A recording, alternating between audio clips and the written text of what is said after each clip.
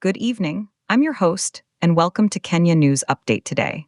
In a stunning development that has rocked the global art world, the Louvre Museum in Paris has appointed a new director in the wake of what's being called the heist of the century, a brazen daylight robbery of French crown jewels valued at over $102 million. This is not just a story about a museum changing leadership. It's a deep dive into institutional crisis, the immense pressure of safeguarding priceless heritage, and the high-stakes world of international art security. Tonight, we'll unpack the dramatic resignation, analyze the rapid appointment of a successor, and explore what this means for one of the world's most iconic cultural institutions. We'll also examine the broader implications for museum security worldwide, especially here in Africa, where our own cultural treasures face unique threats. This is a 12-minute investigation into the fallout from a $102 million crime. Let's begin with the timeline of events that led to this seismic shift. The heist itself occurred in October of 2025. A group of thieves, whose identities and methods remain largely undisclosed by French authorities, executed a meticulously planned operation within the hallowed halls of the Louvre.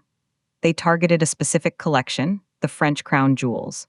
These aren't just any gems, they are historic artifacts, symbols of monarchy and national identity, with pieces dating back centuries. The estimated value, as confirmed by multiple sources, is 88 million euros, which converts to approximately 102 million US dollars.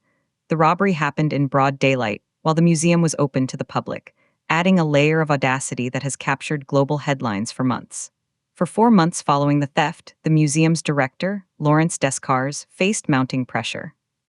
Descartes, who made history as the first female president of the Louvre, initially offered to resign shortly after the break-in.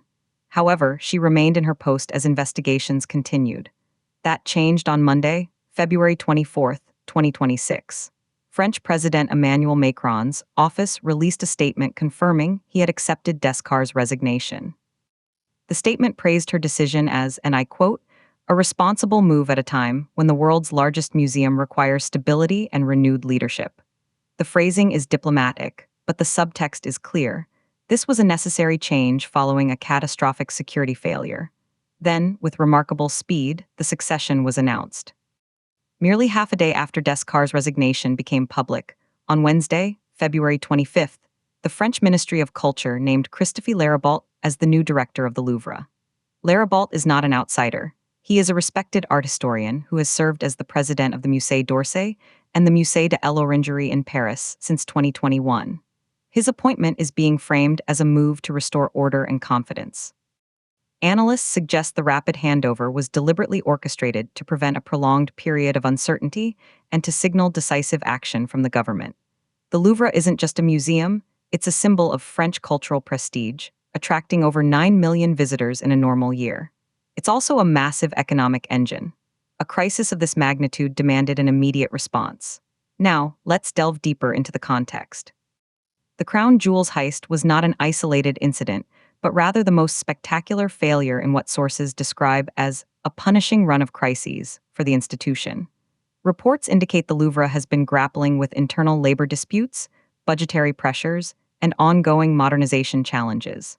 The security breach exposed systemic vulnerabilities.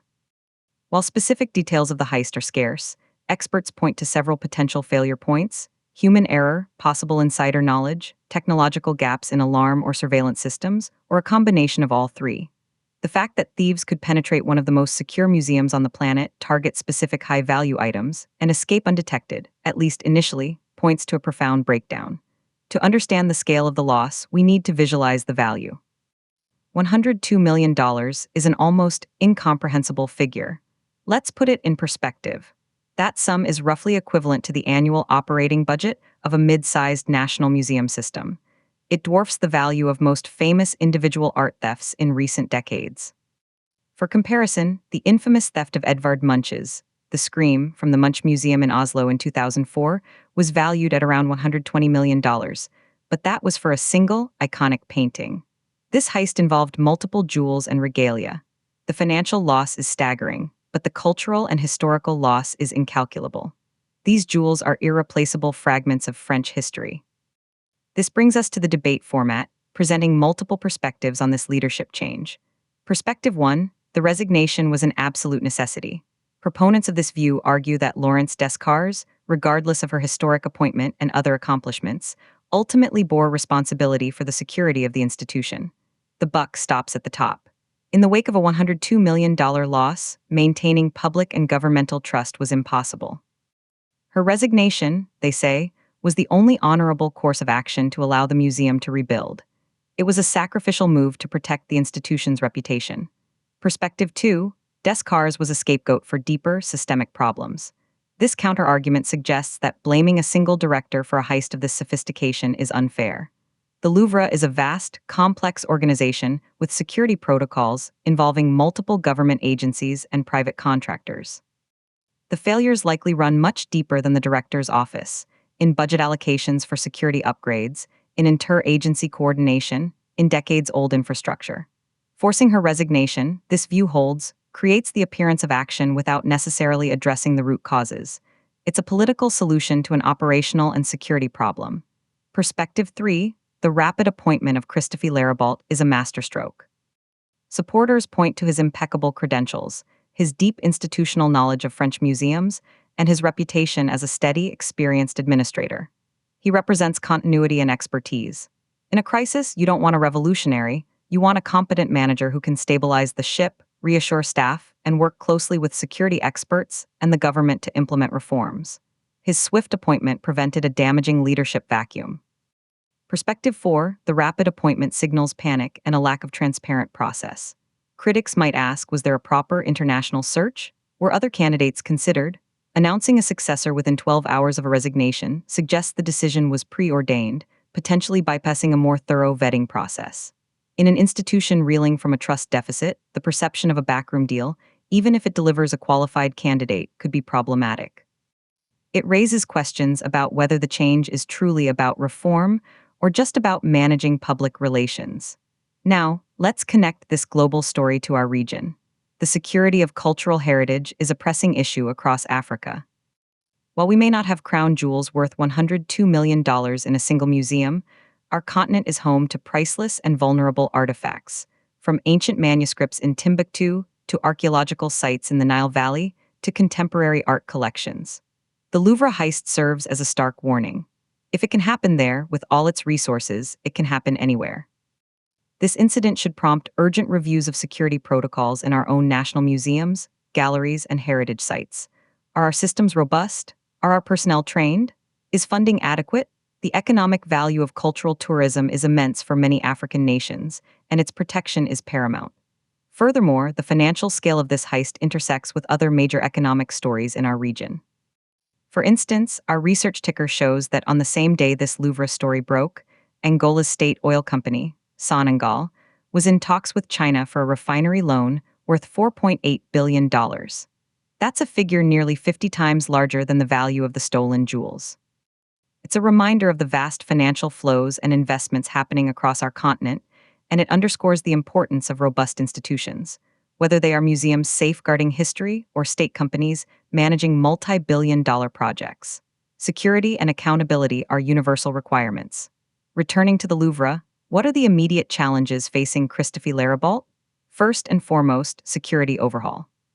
He will need to oversee a top-to-bottom review and likely a multi-million-euro upgrade of physical and digital security systems.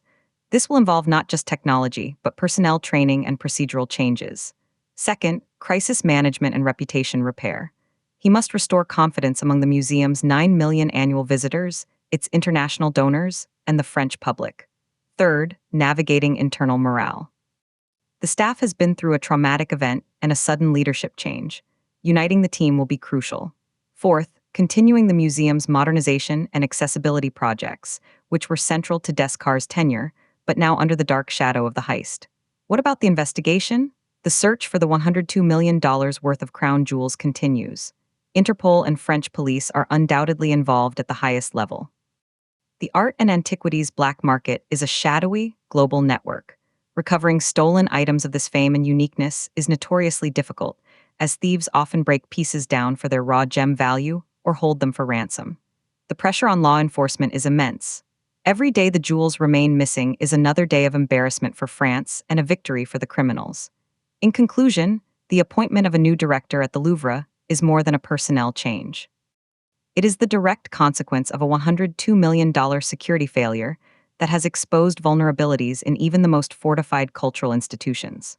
The rapid transition from Lawrence Descartes to Christophe Leribault reflects a government in damage control mode, prioritizing stability and the appearance of control. The true test will be whether this leadership change leads to genuine, systemic reform that prevents a future heist of the century. For museums and cultural heritage sites around the world, from Paris to Nairobi, from Cairo to Cape Town, this saga is a costly lesson in eternal vigilance. The price of preserving our shared history is constant investment, innovation, and an unwavering commitment to security. The story of the missing crown jewels is far from over. Subscribe to Kenya News Update today for continuing coverage on this and other major international stories affecting our world.